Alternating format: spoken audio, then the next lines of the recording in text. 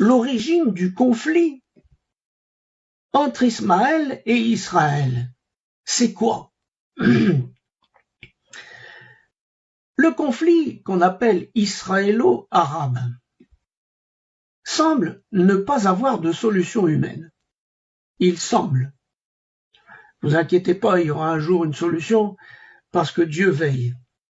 Mais ça s'explique par le fait que c'est un conflit d'ordre spirituel.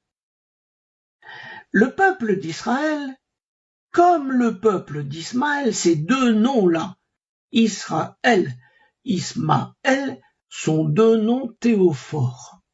Ce sont des noms qui portent le nom de Dieu. Elle, c'est Elohim au singulier. Par conséquent, au temps de la fin, il y en a un qui s'appelle Satan, qui s'est trouvé une idée. Il se dit, si je pouvais faire s'entretuer ces deux fils-là, alors Dieu serait dans l'embarras. Donc les deux frères, ils s'entretuent. Mais le texte que je vais vous lire maintenant va vous permettre de comprendre la raison de cette dispute. Genèse 17, versets 18 à 22. Et Abraham dit à Elohim, « Ô qu'Ishmaël vive devant ta face !» Elohim dit, « Certainement, Sarah, ta femme, t'enfantera un fils, et tu l'appelleras du nom d'Isaac. J'établirai mon alliance avec lui comme une alliance perpétuelle pour sa postérité après lui. À l'égard d'Ishmaël, je t'ai exaucé, voici, je le bénirai, et je le rendrai fécond. Je le multiplierai à l'infini, il engendrera 12 princes, et je le ferai de lui une grande nation. J'établirai mon alliance avec Isaac, que Sarah t'enfantera à cette époque ici l'année prochaine. Lorsqu'il eut achevé de parler, Elohim s'éleva au-dessus d'Abraham. Voilà, frères et sœurs, en résumé, c'est ça le point de départ. Le fils de Sarah reçoit l'alliance avec l'Éternel, le fils d'Agar reçoit une grande bénédiction. Le signe de l'alliance, c'est la circoncision, et on a déjà expliqué que cet acte, c'est l'acte notarié de propriété de la terre promise. Et par conséquent, inutile de dire qu'Ishmaël ne se contente pas de sa bénédiction. Il veut également la terre promise. Et surtout Jérusalem, et surtout le mont du Temple. Parce qu'on dit que celui qui tient le mont du Temple, moi je l'appelle comme ça, eh bien, tient le pouvoir sur le monde entier.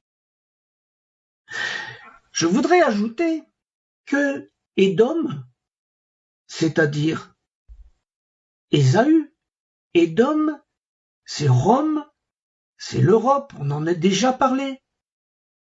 Édom a été uni par mariage avec la famille d'Ishmaël. Par conséquent, à la fin des temps, il est dans le même camp. Ne cherchez pas à comprendre ce qui se passe en Europe, c'est simple, c'est comme ça. Ça date de cette époque-là. Et ils font une alliance contre toi. Les tentes d'Édom, l'Europe, l'Occident, et les Ismaélites, Moab et les Agaréniens, Gébal, Ammon, Amalek, les Philistins, avec les habitants de Tyr, vous vous rendez compte, c'est Gaza avec le Liban. La Syrie aussi se joint à eux. Elle prête son bras aux enfants de Lot. Vous voyez, tout le monde y est. C'est vraiment ce qui se produit. Les fils d'Ismaël s'efforceront alors de soulever toutes les nations de la terre pour qu'elles se rassemblent contre Jérusalem, parce que les fils d'Israël se seront constitués en royaume. Mais quelle prophétie! Au IIe siècle, mais c'est incroyable. Et surtout, c'est tout à fait cohérent avec ce que dit l'Apocalypse. Vous voyez, dans Apocalypse 16, versets 13 à 16, on lit « Et je vis sortir de la bouche du dragon, de la bouche de la bête et de la bouche du faux prophète 3 esprits impurs, semblables à des grenouilles, car ce sont des esprits de démons qui font des prodiges et qui vont vers les rois de toute la terre afin de les rassembler pour le combat du grand jour du Dieu. » Le problème qui existe entre Ismaël et Israël est d'une part spirituel, c'est vrai, mais aussi qu'il existait bien avant l'islam. Il faut pas tout mélanger. Par conséquent, il ne dépend pas de l'islam. Vous comprenez? C'est important, ça. Mais, dans ce combat spirituel, il fallait qu'Ismaël ait une arme spirituelle. Et donc, ça se déroule dans les cieux avec des répercussions sur la terre, que nous voyons bien sûr. Il faut donc comprendre que dans ce combat, l'islam est un outil de guerre. C'est un outil de conquête pour la domination du monde et l'éradication d'Israël. C'est un outil. Les deux frères auraient pu avoir la même religion si c'était entendu. Mais voilà, c'est la jalousie, c'est la haine qui l'ont emporté. Et le but de cette étude, ça n'est pas d'expliquer les fondements de l'islam, c'est pas ça le but, mais de chercher à comprendre ce qui se cache en dessous des événements actuels.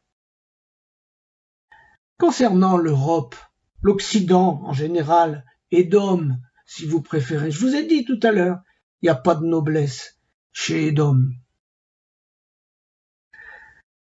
Et en général, chez Édom, en Europe, on a mis Dieu dehors.